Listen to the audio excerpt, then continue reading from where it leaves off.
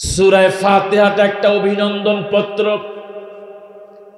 পৃথিবীর মানুষ অভিনন্দন পত্র দিবে মহান মনিব আল্লাহ সুবহানাহু ওয়া তাআলাকে। এই সূরা ফাতিহার ভিতরে তিনটা অংশ আছে: প্রশংসা, সম্পর্ক এবং চাহিদা। দুনিয়ার মানুষের জ্ঞান সীমিত, মানুষের জ্ঞান একেবারে সীমিত। ওয়ামা উতিতুম মিনাল ইলমি ইল্লা কলিলা। বান্দা, তোমাকে সামান্য নয়, সামান্যতম ইলম দিলাম।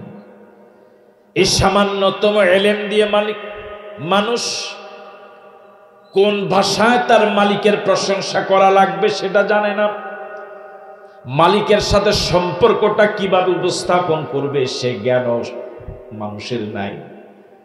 মালিকের কাছে কি চাওয়া লাগবে, কি চাওয়া দরকার, এই বুঝ দুনিয়ার মানুষের নাই। এই জন্য মালিক রব তিনি এত দয়ালু আল্লাহ, দুনিয়ার মানুষের উপরে তিনি ছেড়ে দেন নাই, বরং এই অভিনন্দন পত্রটা আল্লাহ সুবহানাহু ওয়া তাআলা নিজেই মানুষের কাছে উপস্থাপন করেছেন। সুবহানাল্লাহ, আরো জোরে বলেন আল্লাহু আকবার। সুতরাং এই অভিনন্দন পত্রে সূরা ফাতিহা যা চাওয়া হবে এটা পাওয়ার সম্ভাবনা আছে না নাই? কত পারছেন? সূরা ফাতিহার ভিতরে মূল অংশ কয়টা? প্রথম, এরপরে প্রশংসার আয়াত হলো তিনটা। প্রশংসার আয়াত কয়টা?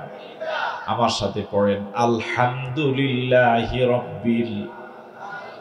কয়টা আয়াত গেল? দ্বিতীয় আয়াত হলো আর রহমানির রহিম। তৃতীয় আয়াত হলো মালিকি ইয়াউমিদ্দিন। এতটুকু পর্যন্ত প্রশংসা। প্রশংসা করছি কারা? প্রশংসা করছি কারা? কার? আরো জোরে বলেন কার? আমাদের ভাষায় না আল্লাহর শিখানো ভাষায়? দুনিয়ার মানুষ জানে না কোন ভাষায় প্রশংসা করা লাগবে মালিকের। এই জন্য মালিক নিজেই শিখিয়ে দিলেন, বান্দা এই ভাষা আমার প্রশংসা করো। তুমি আমার প্রশংসাটা এইভাবে শুরু করো, তুমি বলো আলহামদুলিল্লাহি রাব্বিল আলামিন। সমস্ত প্রশংসা ওই আল্লাহর, যিনি তামাম জগতের রব। তামাম জগতের রব কয়জন? তিনি কে? আওয়াজ দিয়ে বলেন আল্লাহ। আরো জোরে বলুন আল্লাহ। আরেকবার বলুন আল্লাহ। সব প্রশংসা কার? কি চমৎকার ভাষা রব্বুল আলামিন বলেন, আলহামদুলিল্লাহি রাব্বিল আলামিন। সমস্ত প্রশংসা ওই আল্লাহর, যিনি তামাম জগতের রব। তামাম জগতের। আরো জোরে বলুন, আবার বলুন। আমরা মানুষের প্রশংসায় উন্মত্ত হয়ে যাই, উন্মাদ হয়ে যাই। মুরিদ তার পীরের প্রশংসায় পাগল, শ্রোতা তার বক্তার প্রশংসায় পাগল, ছাত্র তার উস্তাদের প্রশংসায় পাগল, কর্মী তার নেতার প্রশংসায় পাগল। দুনিয়ার মানুষ শুধু মানুষের প্রশংসা করি, সময় পায় না আল্লাহর প্রশংসা করবি। মানুষের প্রশংসা অতটুকু হবে যতটুকু পরিচয় তার জন্য প্রয়োজন, কিন্তু যিনি প্রশংসা করবেন তার মেজাজে, তার দেমাগে এতটুকু সক্রিয় থাকা লাগবে। আপনি যদি কারো কণ্ঠের প্রশংসা করেন, এই কণ্ঠ তিনি নিজে মালিক না, তাকে কণ্ঠ দিয়েছেন আল্লাহ। তাহলে মূলত প্রশংসাটা কার হবে? একজন অনেক ভালো বক্তা, এটা তার নিজস্ব গুণ নয়, তাকে যোগ্যতা যিনি দিলেন প্রশংসা হবে তার। একজন অনেক বড় মাপের নেতা, সবাইকে রব্বুল আলামিন নেতৃত্বের যোগ্যতা দেন না, তিনি অনেক বড় মাপের নেতা, এটা তার যোগ্যতা নয়। যিনি তার মাঝে নেতৃত্বের যোগ্যতা দিলেন প্রশংসা হবে তার। ঠিক কিনা? তাহলে সব প্রশংসা কার? আরো জোরে বলেন কার? আমরা কি আল্লাহর প্রশংসা বেশি করি না মানুষের প্রশংসা বেশি করি? কথা বলেন, কার প্রশংসা বেশি করি? আল্লাহ কার প্রশংসা করতে বললেন? মানুষের। আলহামদুলিল্লাহি রাব্বিল আলামিন। সব প্রশংসা ওই আল্লাহর, যিনি তামাম জগতের রব। আমাদের নামের আগে আয়োজকেরা, উপস্থাপকেরা কত প্রশংসা লাগায়, শুধু প্রশংসার প্রশংসা। আসলে সব প্রশংসার একমাত্র মালিক হওয়ার কথা আল্লাহ, ঠিক না? সব প্রশংসা ওই আল্লাহ যিনি তামাম জগতের রব। এখন জানা দরকার কেন তার সব প্রশংসা করব, তিনি কেন সব প্রশংসার একমাত্র হকদার, তিনি কেন তার প্রশংসা আমরা করব, এটা জানা দরকার আছে না নাই? এই জন্যই সব প্রশংসা তার হবে, যেহেতু তামাম জগতের একমাত্র রব তিনি, একমাত্র রব। এখন জানা দরকার রব কাকে বলে। তারবিয়াতুশ শাইই ইলা কামালিহি শাইয়ান ফাশাইয়ান। সারা পৃথিবীর সব উলামায়ে কেরাম একমত, কোন বস্তুকে একেবারে নাই থেকে তিল তিল করে যিনি পূর্ণতায় পৌঁছান তার নাম হলো রব। তার নাম কি? আবারও বলি, তারবিয়াতুশ শাইই ইলা কামালিহি শাইয়ান ফাশাইয়ান। কোন জিনিসকে নাই থেকে, কিসের থেকে? আরো জোরে বলেন। নাই থেকে তিল তিল করে যিনি পূর্ণতায় পৌঁছান তার নাম রব। আল্লাহু আকবার। আপনাদের এই অসংখ্য আল্লাহর বান্দার কাছে প্রশ্ন, আমি সহ আপনারা যত আল্লাহর বান্দা এখানে আছেন, 100 বছর আগে কি আমরা ছিলাম? আমরা কি ছিলাম? নাই। আমরা বলি মানুষ ছিলাম। 100 বছর আগে বললে মানুষ, আমরা কি ছিলাম? সবাই কয় না কেন? আমরা ছিলাম নাই। এই তো এখানে মনে করেন নাই। এখন কি আছি? কথা বলে না, এখন কি আছি? কে আনলেন? ছিলাম না, একদম নাই থেকে আমি আশরাফিকে আল্লাহ পাক কি অস্তিত্বে আনতে পেরেছিলেন? পারেন নাই? আপনাদেরকে পারেন নাই? এখন আমার বয়স 50 চলে, 50 বছর আগে আমি ছিলাম। কথা বলে না কেন?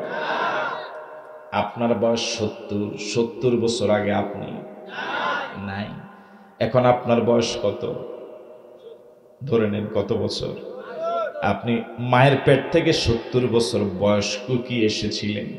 হ্যাঁ, তাহলে নাই থেকে তিল তিল করে আপনি একসময় ছিলেন পানি, এরপরে হলেন গোশতের টুকরা, এরপরের ভিতরে দেওয়া হলো হাড়, এরপরের ভিতরে দেওয়া হলো চোখ, কিডনি, মেমোরি, রুহ, উপরে দেওয়া হলো চামড়া। এরপরে আপনাকে মায়ের পেট থেকে আনলেন, এরপরে আপনি ছিলেন শিশু, হলেন কিশোর, হলেন যুবক, এখন হলেন বুড়া। এই নাই থেকে তিল তিল করে আপনাকে যিনি পূর্ণতায় পৌঁছালেন তিনি কে? তাহলে প্রশংসা হবে কার? এবার আপনাদের কাছে আমার প্রশ্ন, একদম নাই থেকে এখন যে আপনি আসলেন, তিল তিল করে আপনাকে আনার পিছনে আপনি যে দলের মিছিল করেন, ওই দলের অবদান কয় পার্সেন্ট? কথা বলেন। ওই দলের অবদান কয় পার্সেন্ট? আপনি যে পীরের মুরিদ, ওই পীরের অবদান কয় পার্সেন্ট? কথা কয় না কেন? কোন অবদান আছে? আপনি যে বক্তাকে প্রধান মেহমান করে দাওয়াত দিয়ে ওয়াজ শুনেন, তার অবদান কয় পার্সেন্ট? হ্যাঁ, তাহলে 16 আনা অবদান কার? আরো জোরে বলেন, 16 আনা অবদান কার? তাহলে 16 আনা প্রশংসা হবে কার? আমি একদম নাই ছিলাম, কিছুই ছিলাম না। ওই নাই থেকে তিল তিল করে যিনি আমাকে অস্তিত্ব আনলেন, পরিপূর্ণ মানুষ বানালেন, প্রশংসা এখন তারই হবে। কিন্তু দুর্ভাগ্যজনক, এই আল্লাহর প্রশংসা না করে মানুষের প্রশংসা করি, মানুষের নামে মিছিল করি। জোরে বলেন ঠিক নয় কি? আল্লাহ তুমি আমাদেরকে সহি বুঝ দাও, বলি আমিন। আরো জোরে সরে বলি আমিন। তিনি শুধু সৃষ্টি করেন নাই, আমার আপনার সব প্রয়োজন তিনি মিটান। আমরা যে রিজিক খাই, আমরা তো মনে করি মুখ দিয়া যা খাই এটার নাম রিজিক। শুধু এটার নাম রিজিক নয়, রিজিক দুই প্রকার। কয় প্রকার? এক প্রকার রিজিক মুখ দিয়া পেটে দেই, আরেক প্রকার রিজিক নাক দিয়া পেটে দেই। ঠিক কি? নাক দিয়া যেটা নেন এটাও রিজিক, এটাও কি মুখ দিয়া যেটা খাই এটা কি? আমরা মনে করি এটার নাম রিজিক, এটার জন্য কত পেরেশান, এটার জন্য সারা দিন সারা রাত পরিশ্রম করি, চাকরি করি, ব্যবসা করি, বাণিজ্য করি, শুধু খাওয়ার জন্য, শুধু পেটের শান্তির জন্য। ঠিক নয়? প্রতিদিন কয় বেলা খাওয়া লাগে? না বেশি খায়? বেশিও খায়, বেশিও খায়। সাধারণত 3 বেলা খাই। আমার ভাইয়েরা, এই মুখ দিয়া যে রিজিকটা পেটে দেই, এটার জন্য ব্যবস্থাপনা করা লাগে, রান্না বান্না করা লাগে, প্লেটে নেওয়া লাগে, হাত দিয়া ধরা লাগে। ঠিক নয় কি? কিন্তু নাক দিয়া যেটা নেই রিজিক, এটার জন্য কোনো পরিশ্রম করা লাগে না। প্রতিদিন এক বেলাও যদি কেউ খায় তবু সে মরে না। প্রতিদিন যদি 24 ঘন্টায় যদি কেউ মুখ দিয়ে রিজিক না নেয় তবু সে মরে না। ঠিক কি? এরকম অনেক মানুষ আছে, রোজার মাস সকালবেলা শুধু একটা খেজুর, 1 গ্লাস পানি খেয়ে রোজা রাখে, মরে? মরছে কখনো? তাহলে মুখ দিয়া যেটা নেই 24 ঘন্টা এক বেলা খাইলেও বাঁচে, না খাইলেও। কিন্তু নাক দিয়া যেটা নেই এটা কি 24 ঘন্টা একবার নিলে হয়? মিনিটে কয়বার? মিনিটে অনেকবার নেওয়া লাগে না? কথা বলে লাগে? 24 ঘন্টা একবার মুখ দিয়ে রিজিক না নিলেও মরে না। কিন্তু 1 ঘন্টা যদি নাকের রিজিকটা বন্ধ হয়ে যায়, বাঁচবেন না মরবেন? কথা বলে না কেন? তাহলে সবচেয়ে জরুরি রিজিক, প্রয়োজনীয় রিজিক মুখেরটা না নাকেরটা? কথা কয় না? নাকের রিজিক মালিক। আমার ভাইয়েরা, নাকের রিজিককে মালিক এমন অবারিত করে দিলেন, মুখের রিজিক খাওয়ার জন্য ঘরে যাওয়া লাগে, ডাইনিং টেবিলে যাওয়া লাগে, নির্ধারিত জায়গায় যাওয়া লাগে। কিন্তু নাকের রিজিকটাও যদি মালিক এমন ব্যবস্থা করতেন, মানুষের উপায় ছিল না। কথা বলেন ঠিক নয় কি? এই রিজিকটা যেহেতু প্রতি সেকেন্ডে নেওয়া লাগে, প্রতি মিনিটে নেওয়া লাগে, এই জন্য বিশাল বায়ুর মণ্ডলের ভিতরে যে জায়গায় আপনি যাবেন ওই জায়গায় রিজিকটা আছে। আপনি শ্বশুর বাড়িতে গেলে ওই রিজিক আছে না নাই? জেলখানায় গেলে মুখের রিজিক সময় মতো পাওয়া যায় না, কিন্তু নাকের রিজিক ওখানেও আছে না নাই? কোনো টাকা কি লাগে? তাহলে আমাকে যিনি নাই থেকে সৃষ্টি করলেন, সব প্রয়োজন যিনি মিটালেন, তিনি কে? তাহলে সব প্রশংসা কার হবে? আরো আসতে কোন? এবার আলামিন কাকে বলে? আলামিন হলো যত জগৎ আছে সব জগতের রব। আমরা আছি পৃথিবী নামক একটা গ্রহে। এই পৃথিবী থেকে 13 লক্ষ গুণ বড় হলো সূর্য। কয় লাখ? জবাব দেন, কয় লক্ষ? তাহলে পৃথিবী সূর্য থেকে কত গুণ ছোট? কথা কয় না? 13 লক্ষ গুণ ছোট। এই পৃথিবী থেকে 13 লক্ষ গুণ বড় যে সূর্যটা, ওই সূর্যটা দেখা যায় আকাশের মাঝে একটা প্লেটের মতো। তাহলে ওই আকাশটা কত বড়! আল্লাহু আকবার! বিজ্ঞানীরা আবিষ্কার করেছেন আলোর গতি প্রতি সেকেন্ডে 1,86,000 মাইল। এই হিসেবে সূর্য থেকে পৃথিবীতে আলো আসতে সময় লাগে প্রায় 9.5 মিনিট। এমন কিছু গ্রহ রব্বুল আলামিন সৃষ্টি করেছেন, সৃষ্টির সূচনা লগ্ন থেকে প্রতি সেকেন্ডে 1,86,000 মাইল বেগে ছুটল। আজ পর্যন্ত ওই গ্রহগুলোর আলো পৃথিবীর মুখ দেখে নাই। আল্লাহু আকবার বলবেন না?